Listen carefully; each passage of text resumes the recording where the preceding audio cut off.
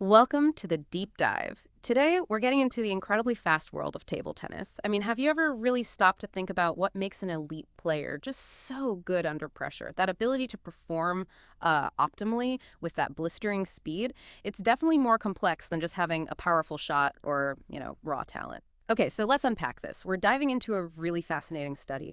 It's titled Kinematics of Topspin Stroke Combinations in Table Tennis and its Inter-Individual Variability. Now, this research was published in the Journal of Sports Science and Medicine, that's volume 24, pages 311 to 325, back in 2025. And it comes from Ziemowit, Bańkosz, and Sławomir Winiarski. They're researchers at the Wrocław University of Health and Sports Sciences over in Poland. Their mission essentially was twofold. First, to really map out the precise movements, body part by body part, during a typical sequence of topspin strokes, and also the footwork that links them together. Then, the second aim, which is just as crucial, was to measure how much these movements actually varied between different elite players. So our goal today is to pull out the key insights from their work.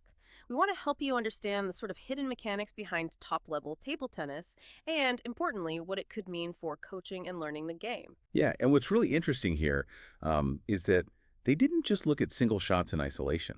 That's pretty common in biomechanics research, looking at one perfect forehand or backhand. But this study captures what they term the complex technique, so actual stroke combinations. And that's much closer to what happens in a real game, right? I mean, think about it. You're never just hitting one shot. You're reacting, you're moving, you're linking shots together constantly. And that raises a really key question. How do these top athletes adapt? How do their movements change when they have to perform stroke after stroke really quickly in this continuous flow? Yeah. It's less about one big hit and more about, well, efficiency and adaptation under pressure.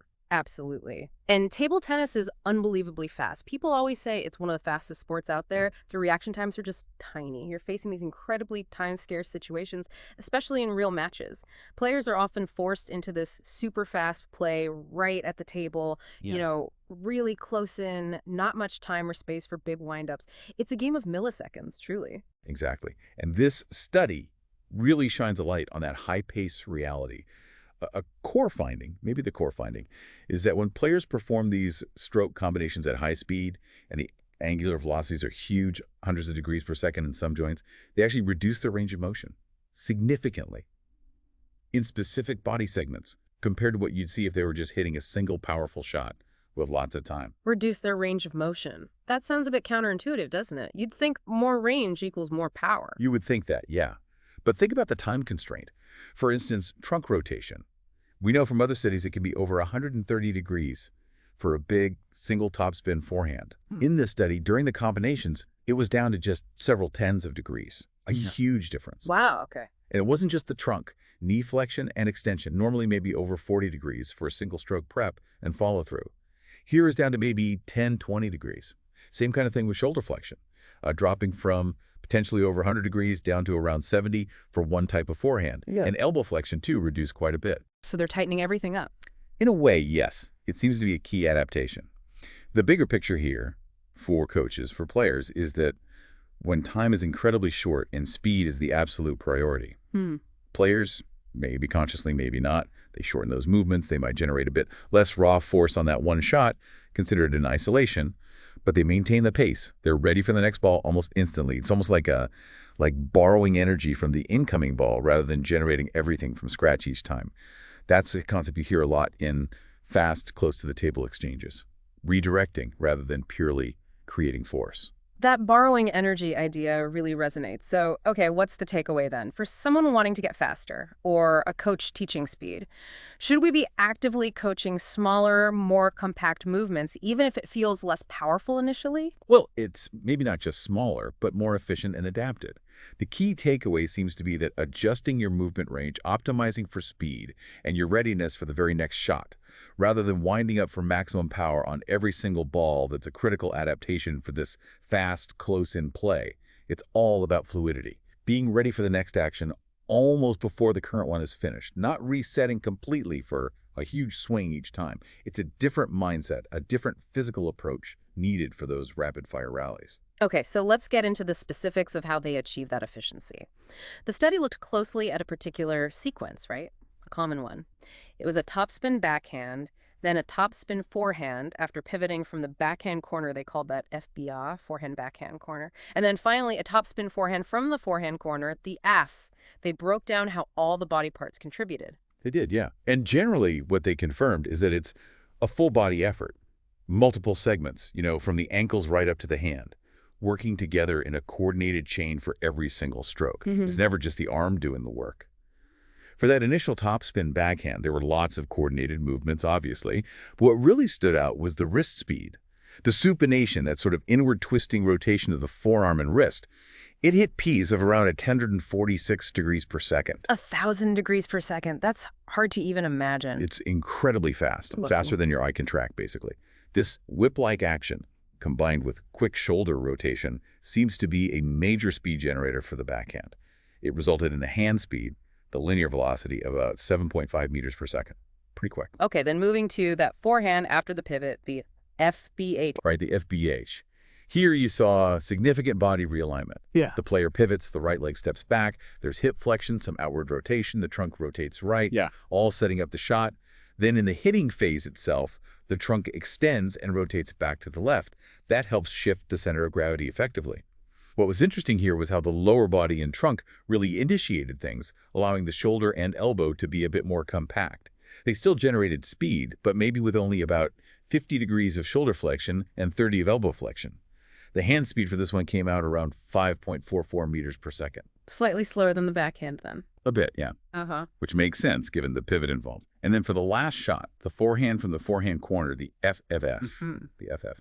The lower body setup was kind of similar to the FBH, but maybe less dramatic hip rotation, more direct. The arm stayed a bit closer to the body initially, slight adduction, external rotation, about 30 degrees of elbow flexion again. During the hit, you still see coordination, small ankle and knee movements, hip and trunk rotation, powering it. But the arm action, while fast, still shows those reduced ranges we discussed earlier. Shoulder flexion around 80 degrees here, abduction 20-30 degrees. Hand speed for this FF was about 5.5 meters per second, very similar to the FDH. Right, okay, and here's where it really clicks, reinforcing that first point you made. These maximum hand speeds, 7.5 for the backhand, 5.4, 5.5 for the forehands in the sequence, they're actually lower than speeds reported in other studies that looked at single maximum effort strokes hit in isolation. So it directly backs up that idea, doesn't it? That in these fast combination scenarios, maximizing the flow and speed between shots becomes more important than hitting every single ball with absolute maximum power. Precisely. It's about maintaining that continuous pressure and readiness. And that flow depends hugely on the footwork. Yeah. Really precise, efficient footwork adaptations. Like at the end of that topspin backhand. The study noted this almost instant little flexion in the left knee. It's subtle, but it allows for a much faster pivot into that FBH. Okay. It's not just landing, it's preparing to launch the next move. Exactly that. It's proactive. And similarly, after the F, there's a clear weight shift onto the left leg.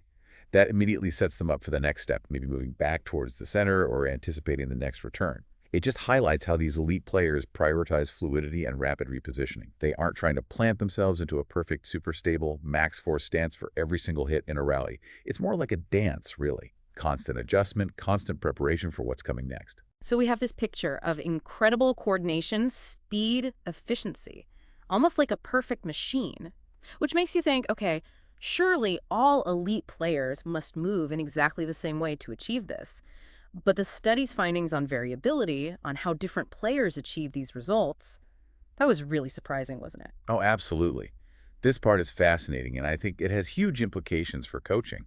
What they found was, yes, incredible coordination, but how players achieved it varied quite a lot. There was huge variation in how players positioned their torso and their ankles. The actual joint angles they used differed massively between players.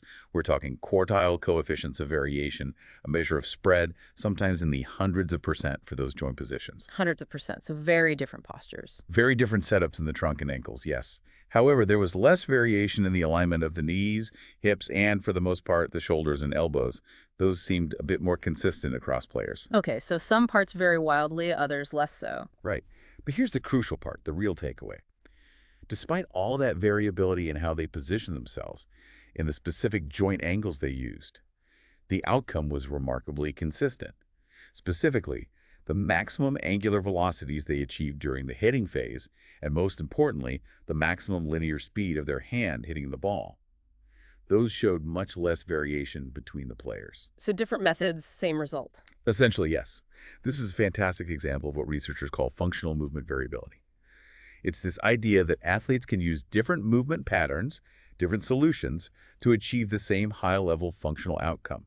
They find different ways using their unique bodies and skills to generate that consistent high hand speed needed for elite play. Different people taking slightly different routes but all arriving at the same destination efficiently. It really speaks to the body's incredible adaptability. Functional movement variability. That's a really powerful concept. So if I'm playing or if I'm coaching, hearing that top players don't all move the same way to get the same result, what does that mean practically? Does it kind of throw the idea of a single perfect technique out the window? I think it really does challenge that idea, yeah. And it underscores just how important individualization is in coaching sports like table tennis.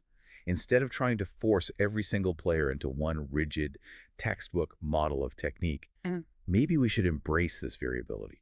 Work with the natural movement patterns an athlete brings. Understand that there might be multiple effective ways to achieve the desired outcome, like high hand speed. So rather than just correcting every little deviation from some idealized form, maybe the focus should be more on the result. Help the player find their most efficient and effective way to achieve that result, leveraging their unique physical characteristics. That shifts the focus quite a bit from pure form to function and outcome. Exactly. Fosters adaptability, lets players use what feels natural and powerful for them, rather than potentially fighting against their own biomechanics to fit a rigid mold. Now, it's always good practice to mention limitations. This was a strong study, but like all research, it had some boundaries, right? Sure. For instance, the players were elite, members of the Polish national team. Very high level, no doubt, but maybe not the absolute world top 10 or 20. Yeah. So we need to be a little cautious extrapolating findings to the very, very peak of the sport. Okay, that makes sense. And, as you mentioned, they were all from one country, Poland. Different countries, different coaching systems might emphasize slightly different things. So a broader, more international sample could potentially show even more variability, or perhaps different patterns. Good point. What about the task itself? All right. The task was highly controlled, strokes fed by a robot, very repeatable conditions. That's great for precise measurement, absolutely invaluable for this kind of kinematic analysis. But it's not a real game. It doesn't have the unpredictability, the tactical decision-making, the adjustment to a human opponent's spin and speed and placement. So the chaos of a real match might introduce other factors. It might, yeah.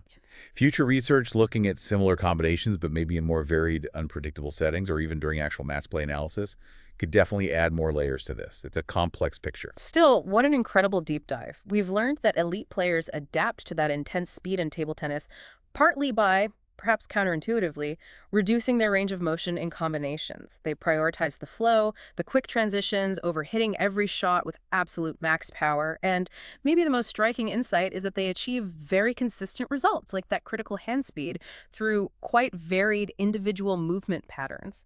That whole idea of functional movement variability. It really does drive home the point, doesn't it? Right. That in these dynamic sports, there's often no single perfect technique.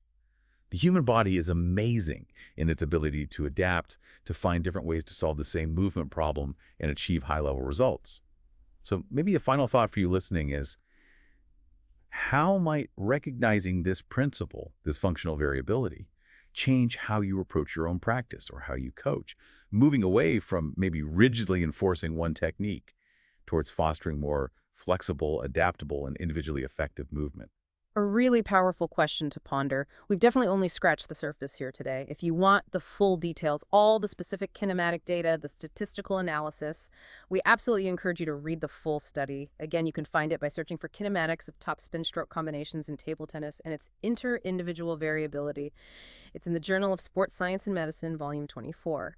And of course, if you found these insights useful and want more deep dives into the science behind peak performance, make sure you follow our channel and hit those notifications. You won't want to miss what's coming.